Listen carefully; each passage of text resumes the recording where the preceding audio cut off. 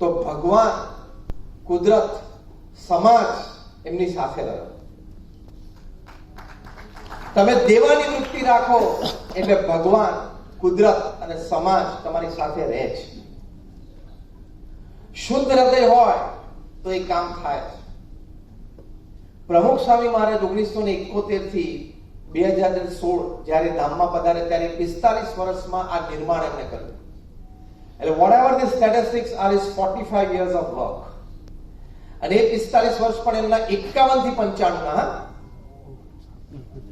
આજે હું એમને 1300 સંસ્થા ઊભી કરી અને 200 પછી મહંત સ્વામી મહારાજ ઊભી કરી એટલે 1500 થઈ. પણ 1300 સંસ્થાઓ એમણે જે ઊભી કરી એ 45 વર્ષના ગાળામાં, એ 45 વર્ષ પોતાની ઉંમરના 51 થી 95 ના, not in his prime youth. કારણ કે ગુરુ પદે આવ્યા, પ્રિન્સિપલ ડિસિઝન મેકર થયા in administrative language, that was at the age of 51. પણ 51 વર્ષની ઉંમરે લોકોને રિટાયરમેન્ટ પ્લાન મનમાં આવવા માંડે, એનું કંઈક શેડ્યુલિંગ કરવા માંડે. He started his career at 51. એટલે આ પણ વાત સમજવાની કે માણસ જીવનમાં ગમે તે ક્ષણે, ગમે તે સમયે આપી શકે છે, આપવાની વૃત્તિ રાખે તો કરી શકે છે. You are never old enough to give.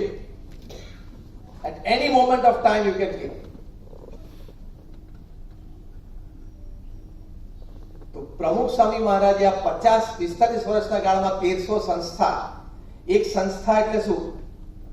એક જમીન સંપાદન થઈ, પછી એ જમીન ખરીદી હોય, કોઈએ દાનમાં આપી હોય, વોટેવર, એક જમીન સંપાદન થાય. એ જમીન ઉપર શું કરવું છે BAPS ટ્રસ્ટી બોર્ડમાં નક્કી થાય. Hospital, hostel, school, college, whatever.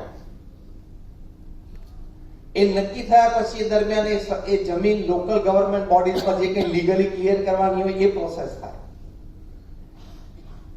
પછી BAPS is an NPO, non profit organization, એટલે ફંડ્સ ચેરિટી રૂપે સમાજમાંથી રેઝ થાય. આ બાજુ આર્કિટેક્ટ પ્લાન્સ ડિઝાઇન કરે, એ પ્લાન્સ ઉપર ડિસ્કશન, વર્ઝન 1.0, 2.0, 3.0 બધું પતે, પછી લોકલ ગવર્નમેન્ટ બોડીઝમાં પ્લાન્સ પાસ થાય, પછી ટેન્ડર્સ ડિશ આઉટ થાય, ટેન્ડર પાસ થાય, કોન્ટ્રાક્ટર નિમાય, ખાતમુહૂર્ત થાય, 2-5 માળની ઇમારત તૈયાર થાય. એમાં અમારા 2-5 સમર્પિત સ્વયંસેવકો જોઈએ, એ મળી જવા, 5, 15, 25 પેજ વ્યક્તિઓ મળી જવા, અને સંસ્થાનું ઉદ્ઘાટન સમારોહ થવો અને સંસ્થાને સમાજની સેવામાં મૂકી દેવી.